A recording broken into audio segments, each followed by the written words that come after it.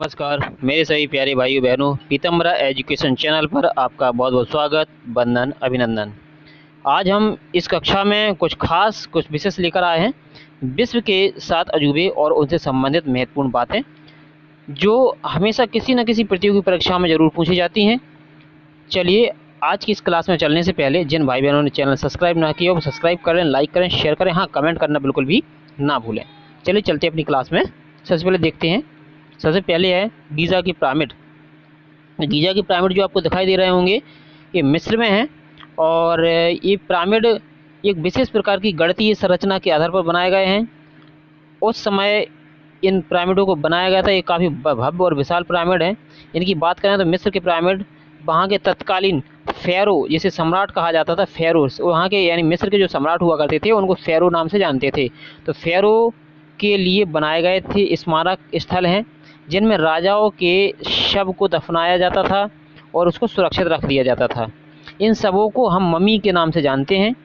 उनके शवों के साथ खाने पीने की चीज़ें, वस्त्र, आभूषण, गहने, बर्तन, वाद्य यंत्र, हथियार, जानवर और कभी-कभी तो सेवक और सेविकाओं को भी उनके साथ में दफना दिया जाता था।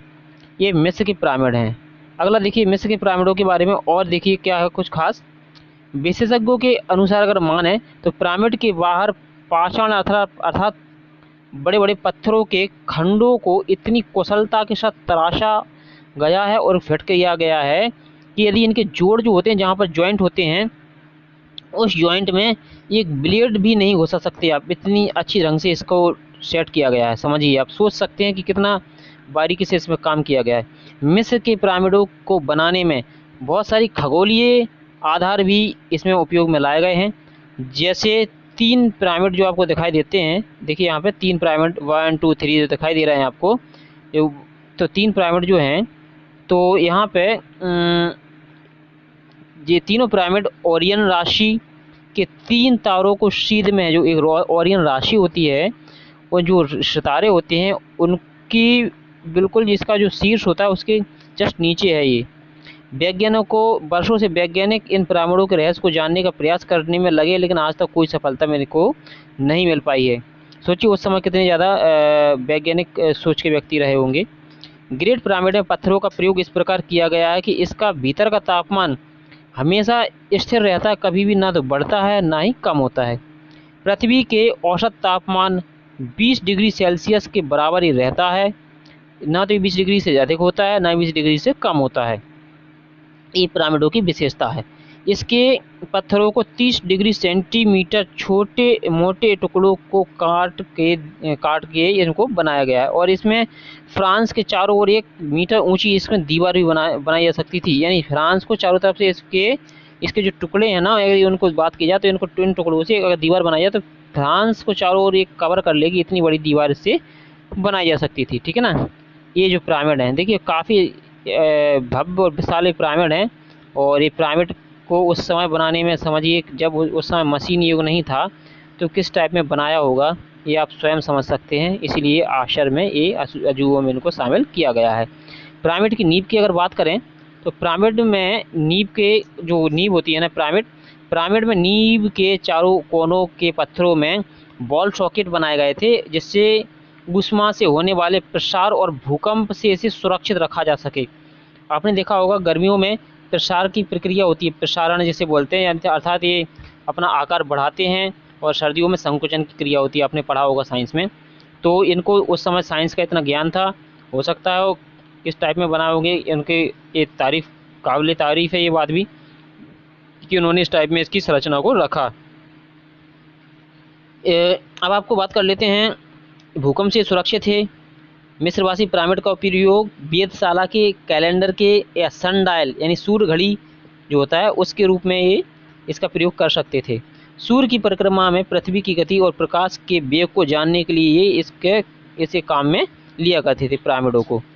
पिरामिड को गणित की जन्म कुंडली भी कहा जाता है। देखिए पिरामिड को यहाँ से क्वेश्चन बन सकता है, पिरामिड को गणित की जन्म कुंडली भी कहा जाता है जिससे भविष्य की गणना की जा सकती है। कुछ लोग पिरामिडों में स्थित जादुई असर की बात करते हैं जो मानव स्वास्थ्य पर शुभ प्रभाव डालती है। जैसे कहते हैं कि इसका मानव पर शुभ प्रभाव होता है कुछ। गीजा का सबसे बड़ा पिरामिड 146 मीटर ऊंचा था। कितना मीटर था? 146 मीटर ऊंचा। सोचिए, एक आप कल्पना कीजिए, इतना 146 मीटर ऊंचा होना अपने आप में उस समय काफ़ी बड़ी बात हुआ करती थी। और आज भी मशीनी युग में इतनी इस प्रकार की पिरामिड बनाना काफ़ी कठिन है। ऊपर का 10 मीटर का हिस्सा भी अब गिर चुका है। उसका आधार करीब 54 या 55,000 मीटर का है। अनुमान है कि 3200 ईसा वर्ष पूर्व इसे बनाया गया था। 3200 ईसा पूर्व इसे बनाया गया था। और इसके बावजूद है कि उस समय की मिस्र लोग थे, उसकी टेक्नोलॉजी शून्य के समान थी। सोचिए, उस समय इतनी टेक्नोलॉजी में विकसित नहीं थे, फिर भी इतना अच्छा उन्होंने बना लिया थे। अगला है अपना इंडिया का ताजमहल। ताजमहल की बात करें, ताजमहल के इतिहास पर नज़र डालें तो ताजमहल को 1983 में यूनेस्को की विश्व विरासत के स्थल के रूप में शामिल किया गया। भारत में मुस्लिम कला का गहना कहें इसे, या दुनिया की विरासत की सार्वभौमिक प्रशंसनीय कृतियों में से एक है। इसे कई लोगों ने मुगल वास्तुकला का सर्वोच्च उदाहरण माना है। भारत के समृद्ध इतिहास का एक प्रतीक है। ताजमहल में हर साल 7 से 8 मिलियन पर्यटक आते हैं। और 2007 में इसे विश्व के नए 7 आश्चर्यों में घोषित किया गया था, शामिल किया गया था। ताजमहल भारतीय शहर आगरा में है। भारत के शहर आगरा में, जो उत्तर प्रदेश का एक शहर है, यमुना नदी के किनारे हैं। और ये यमुना नदी के किनारे हैं। और क्या होता है इसमें, ताजमहल भारतीय शहर आगरा में यमुना नदी के दक्षिण तट पर स्थित है। हाथी दांत सफ़ेद संगमरमर का ये मकबरा है। इसे 1632 में मुग़ल सम्राट शाहजहां ने 1628 से लेकर 1658 तक जो शासन किया, अपनी पसंदीदा पत्नी मुमताज़ महल की मकबरे के लिए इन्होंने काम शुरू किया था। मकबरा 17 हेक्टेयर यानी 42 एकड़ में परिसर में एक केंद्र बिंदु में है। इसमें एक मस्जिद और एक गेस्ट हाउस शामिल है। ये ताजमहल आपको जो दिखाई दे रहा है, इसकी अपन बात कर रहे हैं यहाँ पे, ठीक है ना। और देख लेते हैं इसके, देखिए अंदर ये 2 कब्र बनी है, बिल्कुल जस्ट बीचों बीच। अब जैसे ही आप जाएंगे ताजमहल में, ताजमहल को बिल्कुल अंदर जाने के बाद बिल्कुल बीचों बीच, तो ताजमहल का बिल्कुल सेंटर पॉइंट है, उसके अंदर इस प्रकार 2 मज़ारें बनी हुई हैं। एक मुमताज़ की है और एक शाहजहां की है। मुमताज़ की मज़ार थोड़ी कम ऊंची है और शाहजहां की जो कब्र बनी हुई है वो थोड़ी ऊंचाई है, थोड़ी सी उसकी ऊंचाई है ज़्यादा। बस आप ये देख सकते हैं, दोनों अंदर का बिल्कुल अंदर का ये व्यू है। और ये संगमरमर से पूरी तरह जड़ा हुआ है। और उस समय संगमरमर का काम आप बड़ी ही कुशलता के साथ इसमें किया गया था। ये ऊपर क्या है, इसके बारे में मुझे कमेंट करके बताएं कि ये ऊपर जो इन कब्र के ऊपर ये लटकता रहता है, जो लोटे में कुछ जल पात्र जैसा दिखाई दे रहा है, ये है क्या, इसे आप कमेंट में ज़रूर बताएं। चलिए चलते हैं तो आगे। ये ताजमहल के अंदर का व्यू मैंने जो आपको बताया। इसके बाद देखिए, ये जो मैंने आपको बताया, ये देखिए, ये है आपकी मुमताज़ की कब्र और ये है शाहजहां की कब्र। ये शाहजहां की कब्र है और इसी के जस्ट बगल से ये मुमताज़ की कब्र है, ठीक है। इस टाइप में इस पर देखिए नक्काशी आपको दिखाई दे रही होगी, कुछ उर्दू में कुछ लिखा भी हुआ है, फ़ारसी उर्दू ये तो मुझे नहीं आइडिया है। लेकिन ये देखिए, ये कब्र बनी हुई हैं, ये बगल में ये कब्र, ये छोटी कब्र, एक बड़ी कब्र, ठीक है ना। अब देखते हैं, मकबरे का निर्माण 1643 में पूरा किया गया था। लेकिन परियोजना के और दूसरे चरणों का काम 10 सालों तक लगातार जारी रहा। ऐसा मानते हैं कि ताजमहल कॉम्प्लेक्स 1653 में लगभग 32 मिलियन रुपए खर्च होने का इसमें अनुमान लगाया जाता है।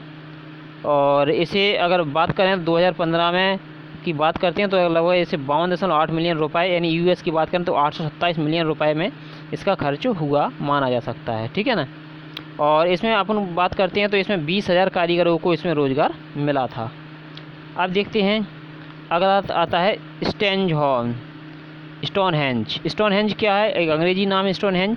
ब्रिटेन की बिल्टशायर काउंटी में स्थित एक प्रसिद्ध प्राग ऐतिहासिक कालिक यानी प्री हिस्टोरिक इसे बोल सकते हैं स्थापत्य कला है। यह एक महापाषाण शिलावर्त यानी बड़ी शिलाओं को व्यवस्थित करके बनाया गया एक गोला है, जिसमें 7 मीटर और 23 फुट 7 मीटर यानी लगभग 23 फुट से भी ऊंची शिलाओं को धरती में गाड़कर खड़ा करके एक चक्र बनाया गया था।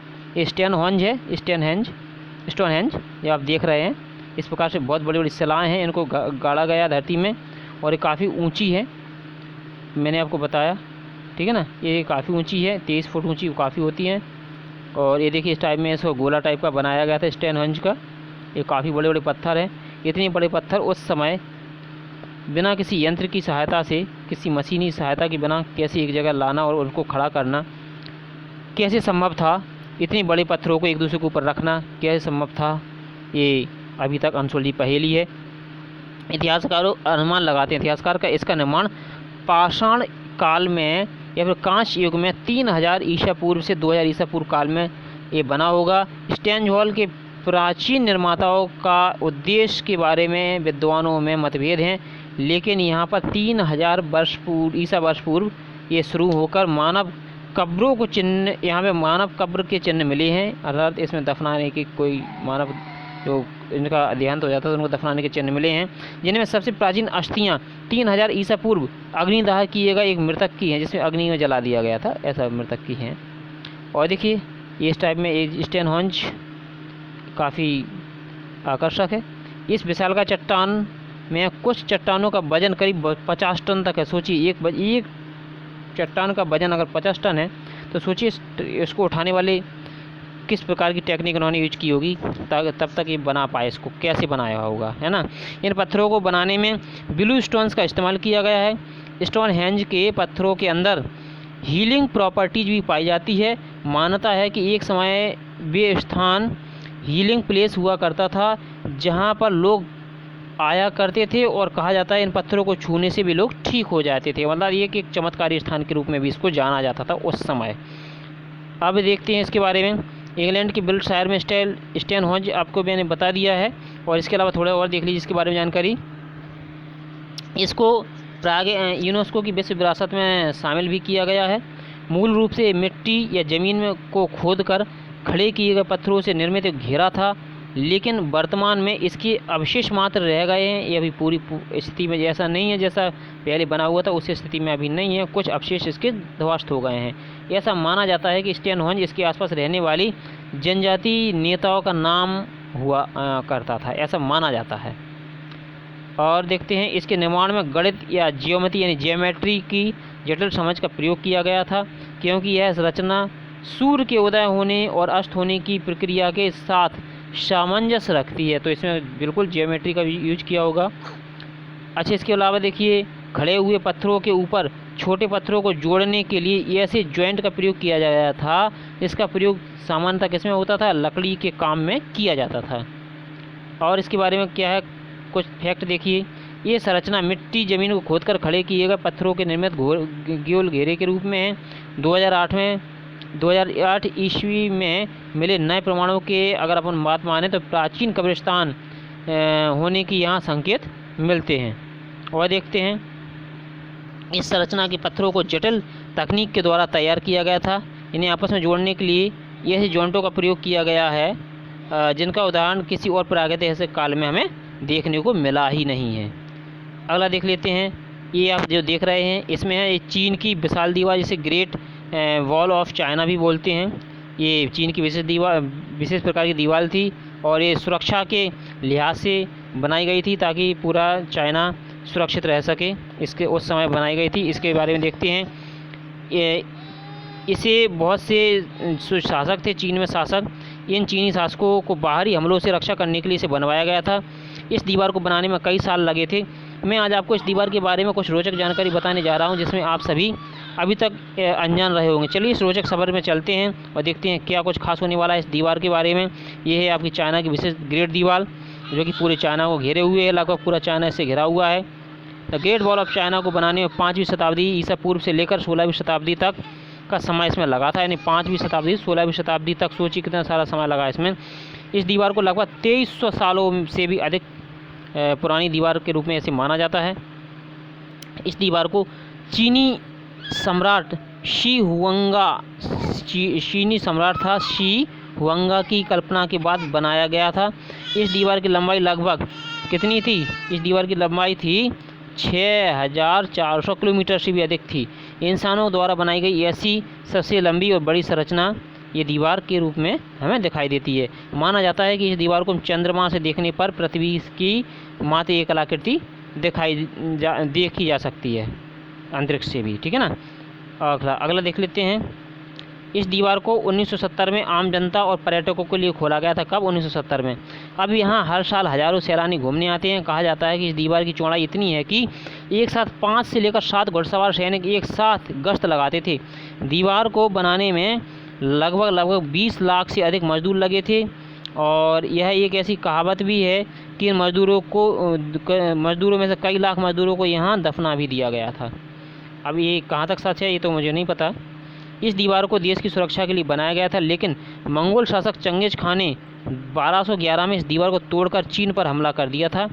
मोटी और ऊंची दीवार होने के चलते मंगोलियों को इस दीवार को तोड़ने में कई दिन लग गए थे और चीन में इस दीवार को वान ली चेंग के नाम से जानते हैं। किस नाम से जानते हैं? वान ली चेंग। कहा जाता है कि इस दीवार को पत्थरों को जोड़ने के लिए चावल के आटे का इस्तेमाल किया गया था और इस दीवार को एक साथ नहीं बल्कि छोटे छोटे हिस्सों में बनाया गया था। दीवार को यूनेस्को की विश्व धरोहर में भी शामिल किया गया है और समय के साथ साथ इस दीवार के कई हिस्से आज नष्ट भी हो गए हैं, लेकिन बहुत सारे हिस्से अभी भी सुरक्षित बचे हुए हैं। अब अभी देखते हैं अंकोर वाट का मंदिर और यहाँ पर खमेर भाषा है। एक कंबोडिया में स्थित एक मंदिर है। ये दुनिया का सबसे बड़ा धार्मिक स्मारक माना जाता है इसको। ये 62.6 हेक्टेयर यानी लगभग ये 402 एकड़ में फैला हुआ है और यह एक हिंदू मंदिर है। यह कंबोडिया के अंकोर में है, जिसका पुराना नाम यशोधपुर था। और इसका निर्माण सम्राट सूर्यवर्मन सेकंड ने 1112 से 1153 के दौरान करवाया था। यह हिंदू मंदिर है। मीकांग नदी के किनारे शिमरेप शहर में बना हुआ है। मंदिर आज भी संसार का सबसे बड़ा मंदिर है जो सैकड़ों वर्ग किलोमीटर में ये फैला हुआ है। ये देखिए इस प्रकार से भव्य मंदिर को देख रहे हैं। ये अंकोर वाट का मंदिर है, जिसे आप देखने से ही आप अंदाज़ा लगा सकते हैं कि कितना भव्य और कितना विशाल और कितना सुंदर ये मंदिर रहा होगा। आप इस चित्र को देखिए गौर से, इसकी नक्काशी, और वहाँ जाकर आपको इस चित्र को देखकर ही लग रहा होगा कि इसे एक बार ज़रूर घूम कर आना चाहिए। तो कमेंट में बताएं कि आपको ये मंदिर कैसा लगा और देखिए इसके बारे में और जानकारी। एक अनुश्रुति के अनुसार इस राज्य का संस्थापक कौंडिन्य ब्राह्मण था। इसका नाम वहाँ के एक संस्कृत के अभिलेख से मिला है। 9वीं शताब्दी ईस्वी में जयवर्मा थर्ड था ना, और कम्बोज का राजा हुआ करता था और उसी ने लगभग 860 ईस्वी में अंकोर धौम का अर्थ होता है राजधानी, अपनी राजधानी की नींव डाली। राजधानी 40 सालों तक बनती रही और 900 ईस्वी के लगभग तैयार हो गई और इसके निर्माण के संबंध में कम्बोज के साहित्य में बहुत सारी किंवदंतियाँ हमें मिल जाती हैं। देखिए कितना सुंदर ये परिदृश्य दिखाई दे रहा है आपको, ये कंबोडिया मंदिर का, और ये भगवान विष्णु को समर्पित है। आपको मैं बता दूं, राष्ट्र के लिए सम्मान का प्रतीक है। इस मंदिर, ये जो मंदिर है, इस मंदिर को कंबोडिया के राष्ट्रध्वज में स्थान दिया गया है। कंबोडिया का राष्ट्रध्वज है, उसमें छपा हुआ है। और यह मंदिर मेरू पर्वत का भी प्रतीक है। इसकी दीवारों पर भारतीय हिंदू धर्म ग्रंथों के प्रसंगों का चित्रण है और इन प्रसंगों में अप्सराएं बहुत सुंदर चित्रित की गई हैं। असुर और देवताओं के बीच जो समुद्र मंथन हुआ था उसके दृश्य भी इसमें दिखाए गए हैं। विश्व की सबसे लोकप्रिय पर्यटन स्थानों में से एक होने के साथ ही यह मंदिर यूनेस्को की विश्व धरोहर में भी शामिल है। पर्यटक यहाँ केवल वास्तुशास्त्र का अनुपम सौंदर्य देखने ही नहीं आते, बल्कि यहाँ का सूर्योदय और सूर्यास्त यानी सनसेट और सनराइज देखने भी आते हैं। सनातन धर्म के लोग इसे पवित्र तीर्थ स्थान भी मानते हैं। सही बात है। देखिए कितना सुंदर दिखाई दे रहा है, कितना भव्य और कितना विशाल है। ये तो देखने से, जब ये इतने सुंदर इस तस्वीर में लग रहा है तो देखने पर ये कितना मनमोहक होगा, आप इसे स्वयं समझ सकते हैं। इसके अलावा देखिए इसमें पश्चिम के सीमावर्ती थाई लोग इसे कम्बोज के समेर साम्राज्य के अधीन थे, लेकिन 14वीं सदी के बीच उन्होंने कम्बोज पर आक्रमण करना शुरू कर दिए और अंगोरथोम को बार बार जीता लूटा और लाचार होकर खमेरों को अपनी यह राजधानी छोड़नी पड़ी। फिर भी धीरे धीरे बांस के बनों की बाढ़ ने नगर के सब जगत को सर्वथा अलग कर दिया और इसकी सत्ता अंधकार में विलीन हो गई। नगर के अधिकतर खंडहर टूटकर खंडहर हो गए, जो भी भवन बने हुए थे, लेकिन फिर भी इसमें से कुछ भवन आज भी सुरक्षित हैं। देखिए कितना सुंदर मंदिर ये दिखाई दे रहा है। इतना सुंदर, इतना शानदार मंदिर कहीं और विश्व में मिलना शायद ही इसके बराबर और कोई मंदिर हो। इतना बड़ा, इतना भव्य, इतना विशाल, विश्व का सबसे बड़ा मंदिर इसको मान सकते हैं अपन। और देखिए आज एक विशाल नगर खंडर है। इसके चारों ओर 330 फुट की खाई है चारों तरफ। देखिए एक विशेष तौर से एक बात है कि सुरक्षा के लिए चारों तरफ एक खाई बनाई गई थी, जो कितनी है 330 फुट खाई है, जो सदा जल से भरी रहती थी। और खाई के बीच एक विशाल वर्गाकार प्राचीर नगर की रक्षा करती थी। प्राचीर मतलब दीवार। इसके अनेक भव्य और विशाल महाद्वार बने हैं। महाद्वारों के ऊंचे शिखरों को त्रिशीर्ष दिग्गज अपने मस्तक पर उठाए हुए हैं। विभिन्न द्वारों से 5 अलग अलग राजपथ नगर के बीच तक पहुंचते हैं और अलग अलग आकृतियों वाले सरोवर यानी तालाबों के खंडर आज भी हमें जीर्ण शीर्ण अवस्था में निर्माण कला की प्रशस्ति गाते हुए मिल जाते हैं। देखिए कितना सुंदर ये मंदिर, कितना भव्य मंदिर। विष्णु भगवान के मस्तिष्क को आप देखिए कितना सुंदर बना हुआ है ये। उस समय कितना शानदार रहा होगा, ये कल्पना आप कर सकते हैं। नगर के ठीक बीचों बीच शिव का एक विशाल मंदिर भी बना है, जिस पर 3 भाग हैं और हर भाग में एक ऊंचा शिखर है। बीच के शिखर की ऊंचाई लगभग 150 फुट है और इस ऊंचे शिखरों के चारों ओर अनेक छोटे छोटे शिखर बने हैं, जो संख्या में लगभग 50 हैं। इन शिखरों के चारों ओर समाधिस्थ शिव की मूर्तियां बनी हुई हैं। मंदिर की विशालता और निर्माण कला आश्चर्यजनक है।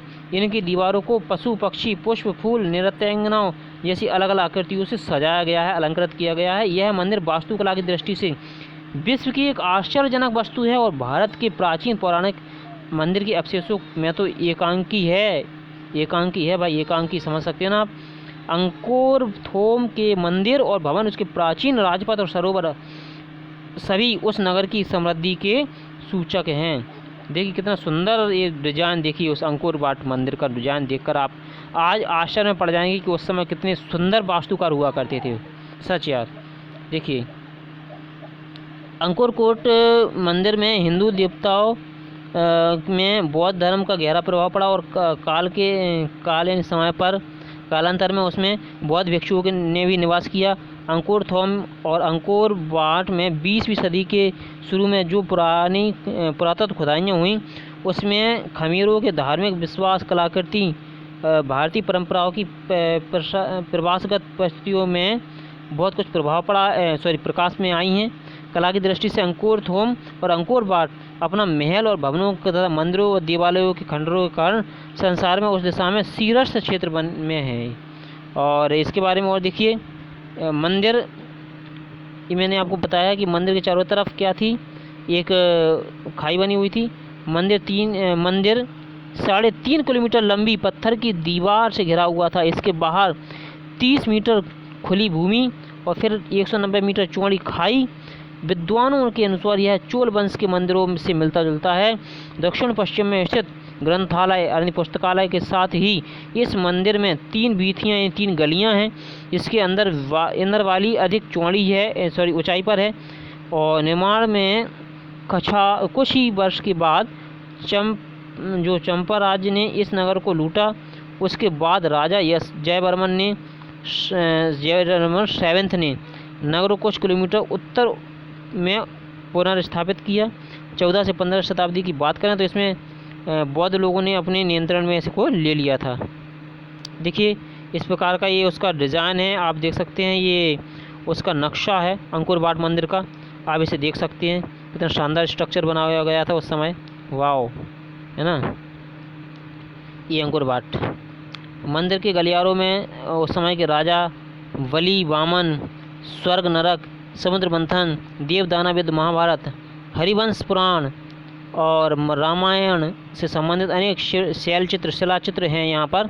और शिलाचित्रों में राम कथा बहुत ही संक्षिप्त है। इन शिलाचित्रों की श्रृंखला रावण का वध होता है ना, रावण वध हेतु देवताओं द्वारा की गई आराधना से आरंभ होती है। उसके बाद सीता स्वयंवर का दृश्य भी है। बालकांड की इसमें 2 प्रमुख घटनाओं की प्रस्तुति के बाद इसमें बहुत सारी कथाओं का चित्रण है। अगले शिलाचित्र यानी उसमें जो शिलाचित्र है उसमें राम धनुष बाण लिए सोने का जो हिरण था स्वर्ण मृग के पीछे दौड़ते हुए दिखाई पड़ते हैं। इसके बाद सुग्रीव से राम की मित्रता का भी इसमें दृश्य दिखाया गया है। इसके बाद देखते हैं फिर वाली और सुग्रीव के द्वंद्व युद्ध का चित्रण इसमें है और इसमें बहुत सारी इस प्रकार की कथाएं आपको मिल जाएंगी। और यह महत्वपूर्ण इसकी क्योंकि इसकी प्रस्तुति आदि काव्य की कथा के अनुरूप हुई है, इसलिए वो और भी ज़्यादा महत्वपूर्ण बन जाता है। आज की आपको ये जानकारी कैसी लगी? निश्चित तौर पर आपको कुछ आकर्षक और रोचक लगा होगा इसमें। नेक्स्ट श्रृंखला के लिए मिलते हैं अगली वीडियो में। तब तक के लिए वीडियो देखने के लिए बहुत बहुत धन्यवाद। जय हिंद, जय भारत, वंदे मातरम।